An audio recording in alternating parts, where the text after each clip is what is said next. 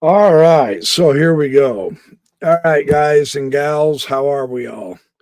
I'm going to share this personal game I had with Stockfish on level 4. Now, I've read comments that the Stockfish is rated 1700 at this level. I've read others who say, nah, I think it's a little higher. Some said a little lower. So I'm going to say 1650 to 1700. And this was a fun training game.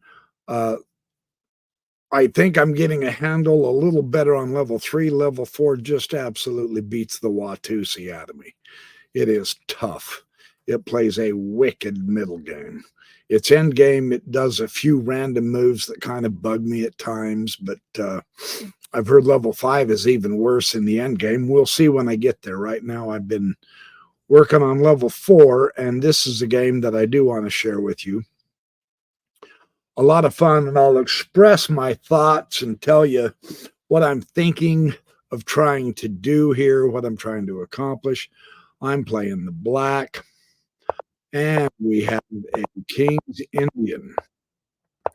Typical King's Indian. Now, the idea here is in the King's Indian, and I think he does do this. Yeah, one more time. You deliberately let him have the center, right?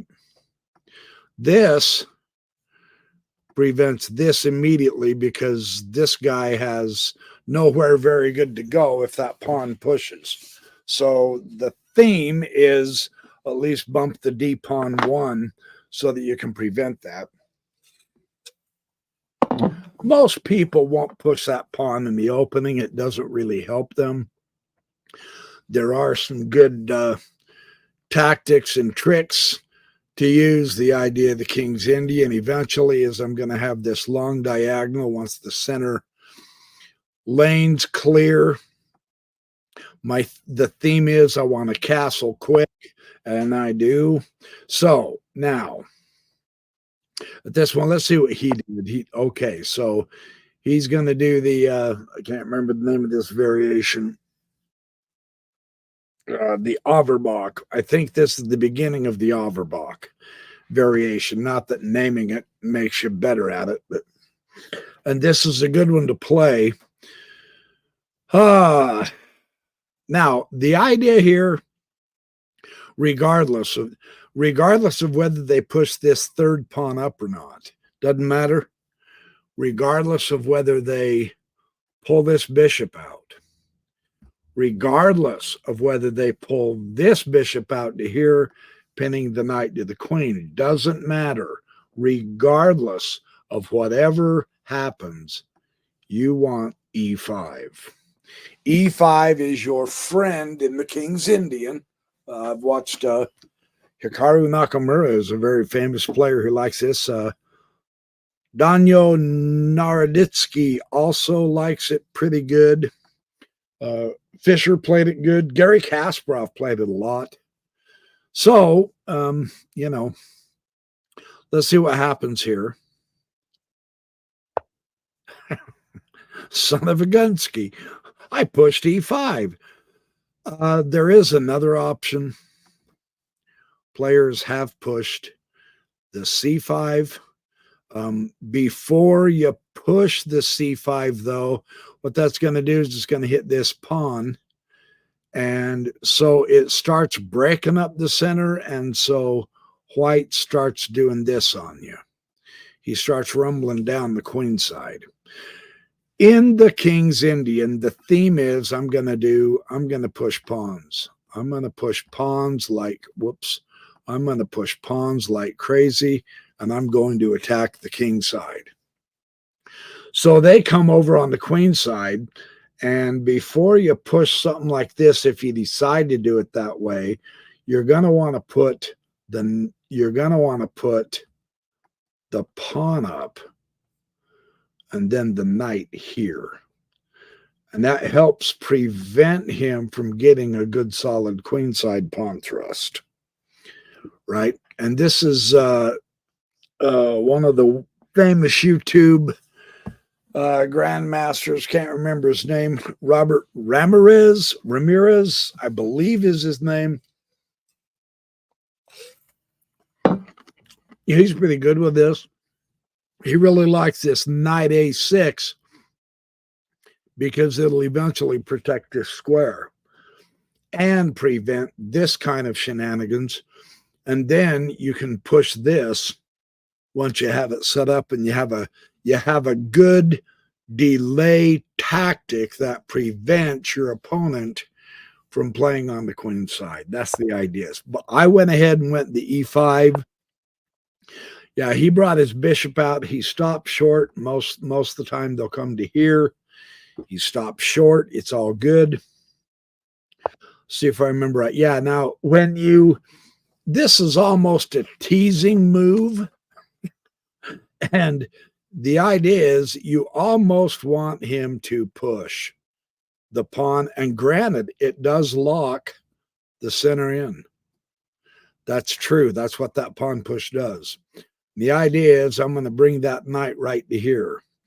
Then I'm going to bring this knight over to here, and then I'm going to push f5.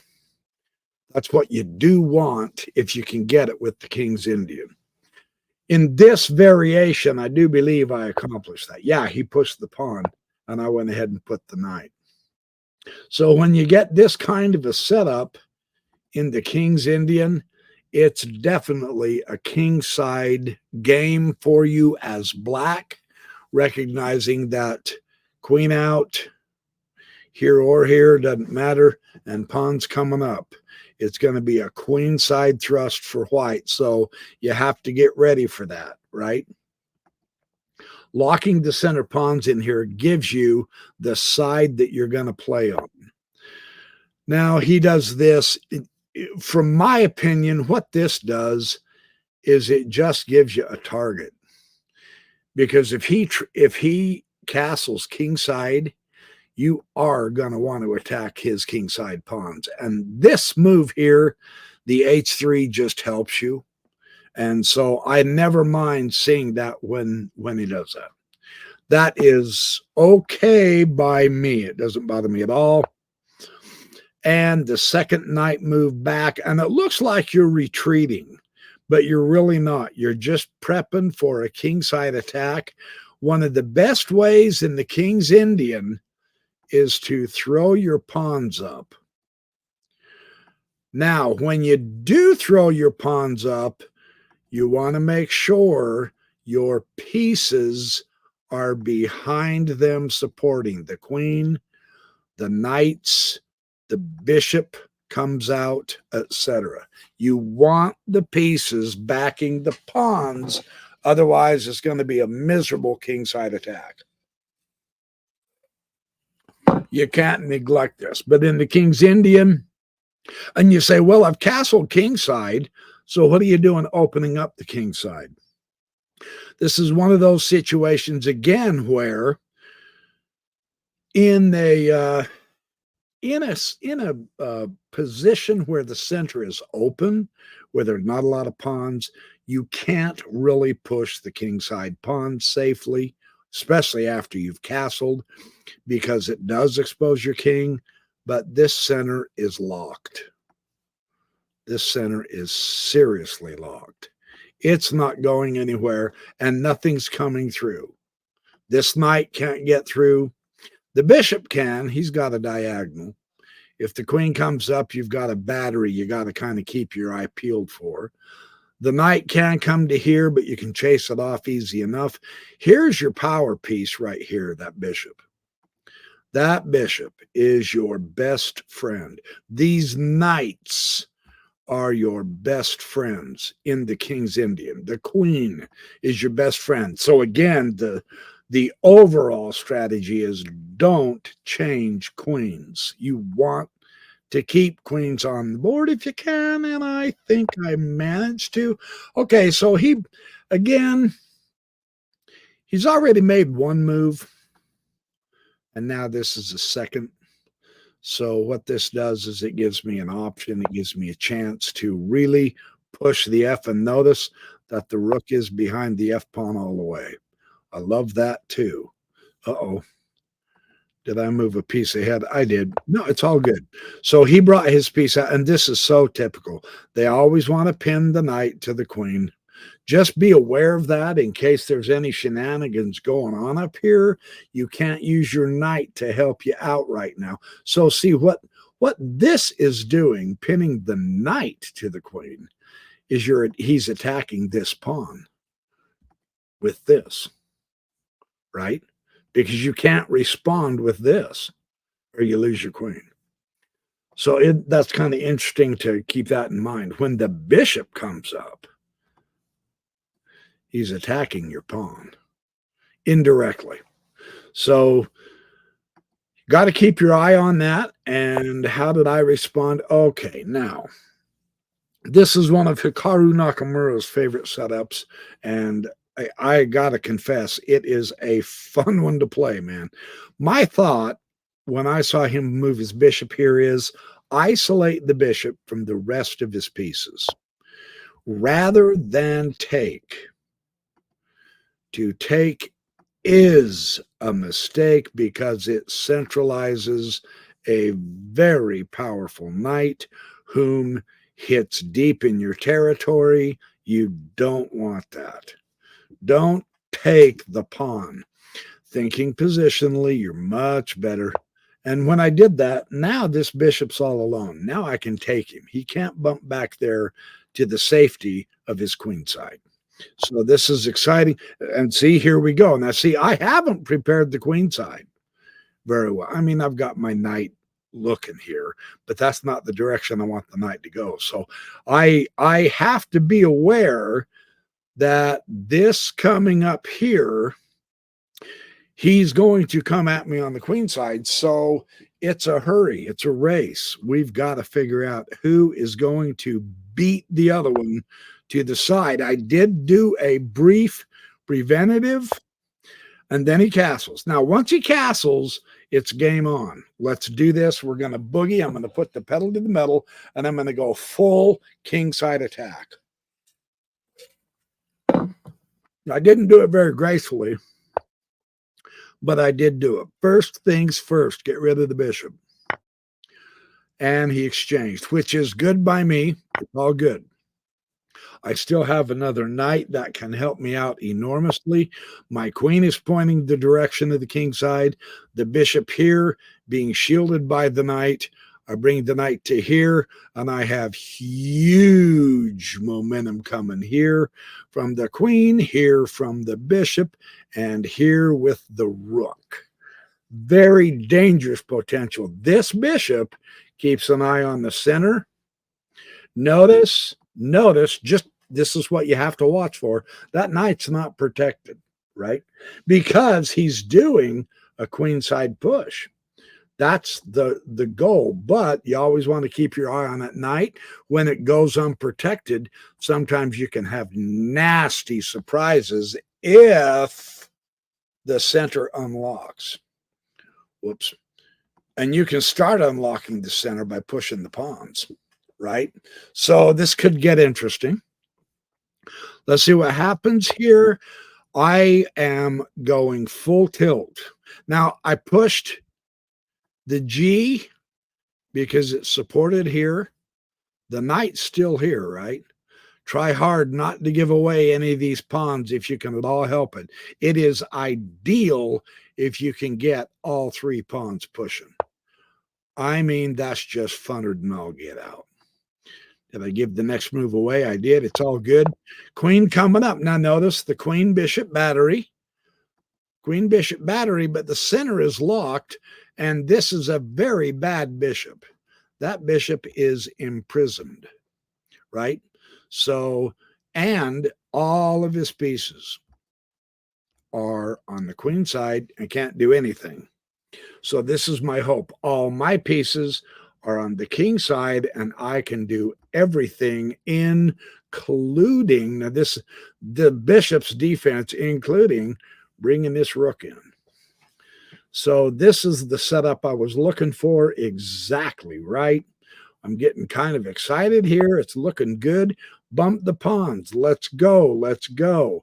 Now I pushed the pawn because so I gave up guarding this pawn. I know, yeah, I got it. The queen's here, yes. But I wanted to push this to hit the knight. That would force him to open up the king side, leaving weaknesses everywhere, right? So that's what I was looking for. That's what I was hoping, right? So he went ahead and and again, preparing for the queenside push, and you can see it. The pieces are behind the pawns, and he's going to push the pawns. That is what you're supposed to do as white. My pieces are behind my black pawns. Let's see who gets there first. I'm going to, of course, because I'm pushing like mad. I am ignoring all of this. I'm not worried about it. In fact, this push here was almost one move wasted. We'll see. So I keep going. Ah, good. I got him to take. I take. And now look at this hot dog summer in the city. I have an angle. I've got a file. Woohoo! File with the queen and the white squared bishop coming in with these two going up those diagonals. This is looking good for me, I'm thinking. So, and he puts the knight in, yes, to protect. And now's the time. Establish myself. Bump the king. Look, nothing's coming at me. Nothing can come at me through this center. That is solid granite for now. So it's okay to push my king up, work my king over, and then tuck my king away. First, get my bishop out and get my rook out, and then tuck my king back. It's not going to be attacked in this position. So it's all good. I'm honestly not worried about it. So let's see if my intuition was correct. Queen coming over, again, getting ready for the queen side push, rook over. Fundamentally so. Look at this. I have nothing but glory awaiting me. I'm very excited about this one. Let's see what happens. Pawn push, here we go. Queen side. Now, the interesting thing is he's going to try to undermine the center here, which is a good call, which will open this diagonal, this file. Now, that can't help but be good for him. So he's getting close also. So I do not worry about the queen side. I'm going to rush up the king's. How many of my videos have I said that, right? Just go on the attack and go, man, go. Ignore the threats. Look at this mate in one.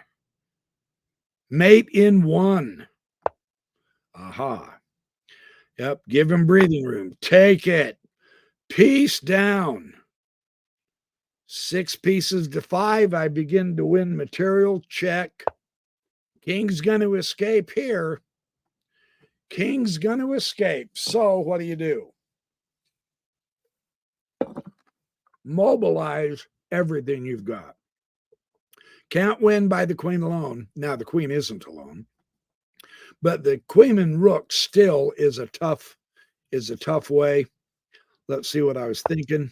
Yes, pull upon him. Now, I didn't push this one because I have a light squared bishop. And I want this pipsqueak off of the light squares. I want this pipsqueak off of the light square. Now, he has a light squared bishop too, but I've got the bishop pair. So with my 2 bishops, I should be able to rule over the squares. We'll see. I've got the bishop pair. Push the pawn, hit as hard as I can. Again, he moves. I honestly was wondering if he was going to lock it, right? That could have made things a little bit more difficult, although that means he can't come to here with his king if I go to here, right? But he's got an escape. He's got an escape. Did I let him escape? I've got the bishop here, right? I can move him to here. Let's see what happens. If I remember right, I didn't. Oh, yeah, I took the pawn. Now, in chess, it's overwhelmingly difficult not to take anything. If you can take it, take it. I mean, get greedy is what Jeremy Silman says. So that's what I was, that's what I was attempting to do. You get greedy, take everything on the king side. I want it all, absolutely all of it. Wipe this chump out. Okay, now this was a tricky move. This was interesting. What he's trying to do, again, in a way, it matches the theme of his queenside attack.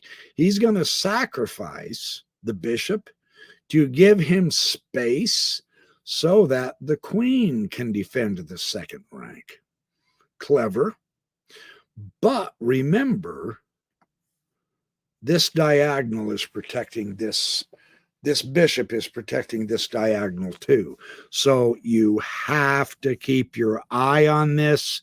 There are tactics he can use in defense. In the meantime, there are tactics I can use on the offense. Look at this. King moves. I potentially can trade down some rooks, trade down some more material, right? I'm ahead, but is that what I want to do? He moves. If I remember right, I went ahead and took, yes, because this puts the queen behind the king. And the rooks are now in connection, right? So what do? Oh, nice move. Check this out. I've got two passed pawns here. Absolutely wickedly fun. Absolutely superb. Knight is pinned. Knight is pinned. And I took the flippin' rook. Knight is pinned, but it's protected.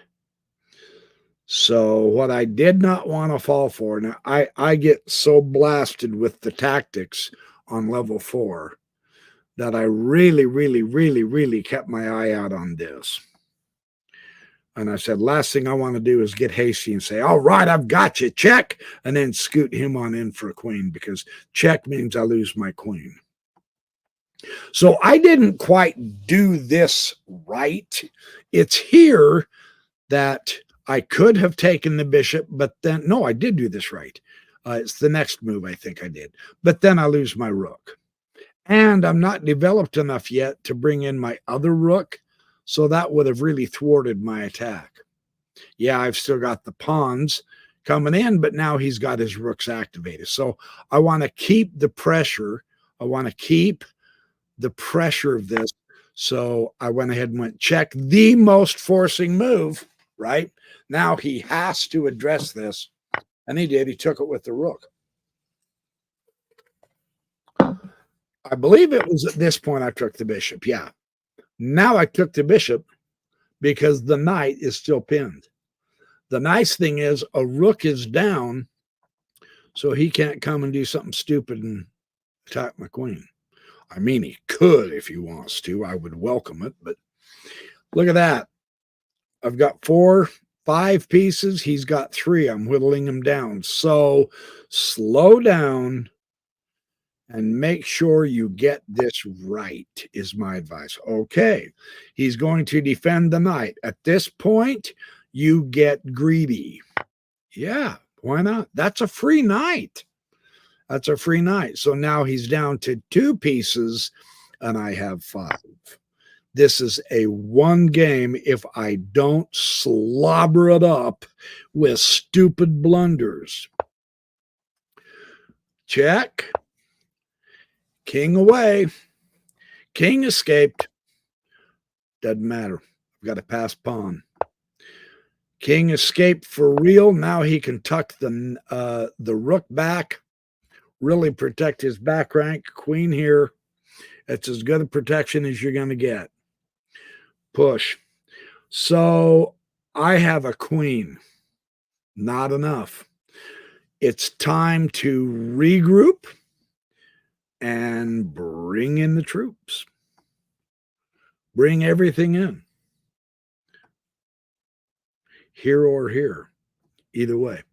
It's because now I can cut him off this way with the rook, right? So it's time to regroup. And he's going to try everything he can to, and there's my file right there. I loved that. I said, okay, that's an exchange. I do believe that's an exchange that favored me, not him. So the rook back, knight, centralize the knight. Now, what I was thinking now, and I know this guy isn't doing a whole lot yet. He's probably between this one and this one. These two are really very inactive pieces. But ever since reading Silman, I have a real bias for centralizing my knights because they are so overwhelmingly awesome. Look at the territory this thing covers, man. I love it. You gotta feel the power. And it's much better placed here than back there on F6 anyway. So, okay, yeah, I've got bad pieces down here, the bishop and rook, but get that knight commanding the position. Oh, I wish that white bishop was there right now, right? I could just move the knight and I've got my queen. Drats me. Why didn't I develop the piece? Shame on me. Oh, well, look, I did. But yeah, he sees it. But look, it's all good because now I have a discovered check. Where can I put the knight that's most effective for a discovered check? First, activate my last inactive piece and cut the king off. Keep him on this side of the board. Yes, because his own pawns are going to get in his way. Why? Because I have the white bishop, and if I put it there, he ain't going anywhere. He's only got those 5 squares that he's on. So that was my thinking. Sure enough, here he comes. Now I want to try to keep him. I want to try to control this rank, and I also want to keep that pawn. I don't want to let that pawn fall, right? So I've got it double protected. He's not going to take the pawn. It's for sure. And then something else dawned on me. I said, hey, wait a minute. I have the king cut off here, right? Why not separate the queen from the king? Ha ha! Because look, my queen can come here and nab a knight or rook. There's a fork here. There's a fork here. Tactics, tactics, tactics. So block off the queen from the king. Absolutely. He's going to hit the knight. Yeah, let's get rid of the knight. Forget that noise. I've got check. Now I can focus on checkmating this little king. Queen's out of it. Queen's out of the game. She's not coming back in. Rook up. Look at this. Get rid of another piece. Fundamentally so. Bring the pawn up. Discovered check. Look who answers the call. The fianchettoed bishop. What did I tell you? In the King's Indian, in the later parts of the game, if you can hang on to this bishop, look at this. Sensational discovered check. I'm loving this. Look at this. Bump the pawn again. A second discovered check. And pawn's making his way to victory. Right? Fun stuff here. Queen down. That's all you got. Check. Rook down. That's all you've got. Check and mate. One of the funnest checkmates I've ever done in my life. That's fun stuff. So that's the King's Indian. That was kind of my thought process through this game. It was a lot of fun to do. I only wish all my games went this well on level 4. For every win I have like this, I've got at least 10 losses. Level 4 just trounces me. However, I am beginning to win on a more regular basis, which is miraculous in my opinion, because when I first started my training, I couldn't even beat level 3 at all. And now when I play a few warm-ups on level 3, I get warmed up and then I start playing level 4 and I can win 1 or 2 and I lose about 10 and I get frustrated. I go back to level 3 and I absolutely walk all over it for several games. So it's just a matter of patience and a lot of hard work and a lot of training, but that is one of the funner games I've played. So thanks for watching the video. A lot of fun stuff to learn in chess. It is a process. My philosophy, in order to keep my spirit elevated, my enthusiasm for this, because it's miserable losing so many games in a row and so close too. I blunder too much. There's a lot of tactics I don't see, stuff like that. I got to iron that out. We all do, but that's what practice is for. But just remember, every chess game's a lesson. That's how I'm viewing this. Every chess game has something to teach us. And the more we go through this, the more blunders I make anyway, the more adamantly determined and angry I get at myself. And I say, I will not lose this next game. And man, I play hard. And I guess for me, that's what it takes. So, all right, you guys, thanks for watching. More chess coming up as I have time.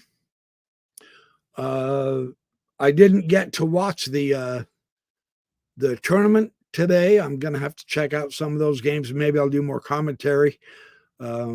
We shall see. So anyway, enjoy this one and happy chessercising. Ooh, there's a word I haven't used in a while. Man, that drove my critics crazy when I called all of that practice chessercising those years ago when I first found Silman. So I kind of quit using it, but I'm thinking I'm bringing it back. I am back to chessercising, kind of like exercising, except chessercising, and the critics can go roast marshmallows over an open fire as far as I'm concerned.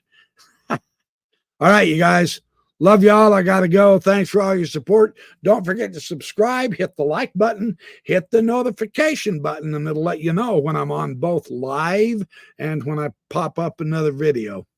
I've been doing steady videos now for a few months, and I'm not going to quit for several more decades if I can help it. So we're on a roll. This is the real time now. It's time. All right. See you soon.